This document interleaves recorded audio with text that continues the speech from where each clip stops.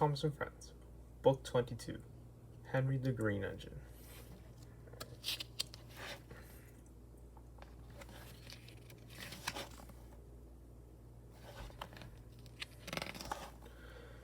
This is a story about Henry the Green Engine.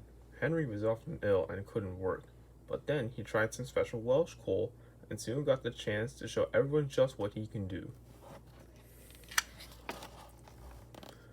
Henry was a big engine. Sometimes he could pull trains, but sometimes he felt too weak and had to stay in the yard. One morning, Henry was feeling very sorry for himself. "I suffer dreadfully, and no one cares," he said. "Rubbish, Henry," snorted James. "You don't work hard enough."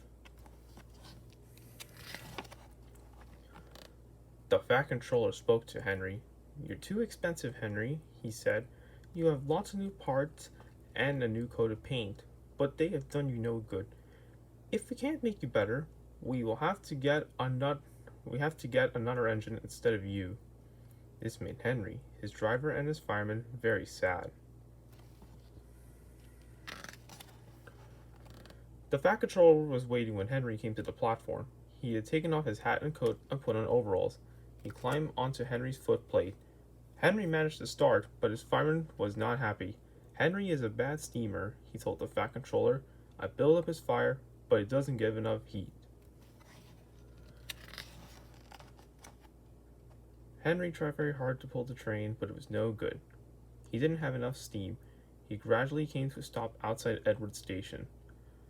"Oh dear," thought Henry. "Now I shall be sent away. Oh dear, oh dear." Henry went slowly into a siding, and Edward took charge of the train.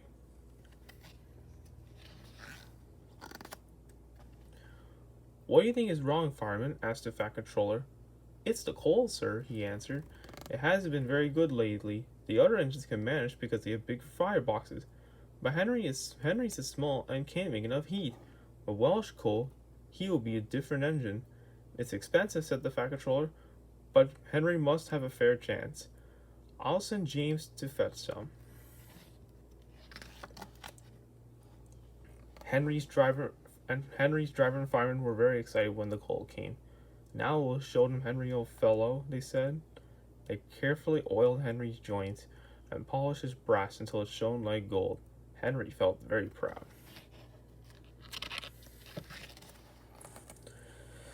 Then Henry's fireman carefully made his fire. He put large lumps of coal like a wall around the outside of the fire, and then he covered the glowing middle part with smaller lumps. "You're spoiling my fire," complained Henry. "Wait and see," said the fireman. "We'll have a roaring fire, just when we need it." The fireman was right. When Henry reached the platform, the water was boiling nicely, and he had to let off steam. "Wheesh!" "How are you, Henry?" asked the Fat Controller. "Peep, peep, peep," whistled Henry. "I feel fine." "Do you have a good fire, driver?" the Fat Controller asked. Never better, sir, and plenty of steam," he replied. Henry was impatient to set off. He wanted to set off. "No record breaking," warned the Fat Controller. "Don't push him too hard." "Henry won't need pushing, sir," the driver replied. "I will have to hold him back."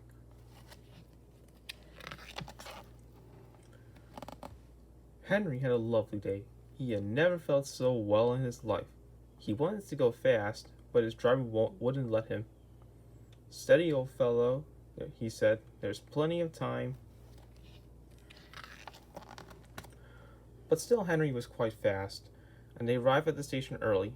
Thomas puffed in. "Where have you been, lazy bones?" asked Henry. But before Thomas could answer, Henry was off again. "I can't wait for slow tinkins like you," he said. "Goodbye," and off he sped. "Gosh," said Thomas to Annie and Clarabelle. "Have you ever seen anything like it?" Annie and Clarabelle agreed that they never had.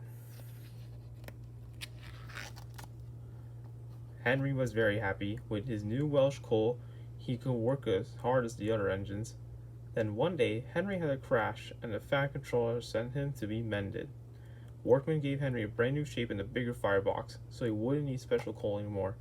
Now Henry so splendid and strong, he sometimes pulled the express. "Beep, beep, beep, beep, beep," whistled Henry happily. The end.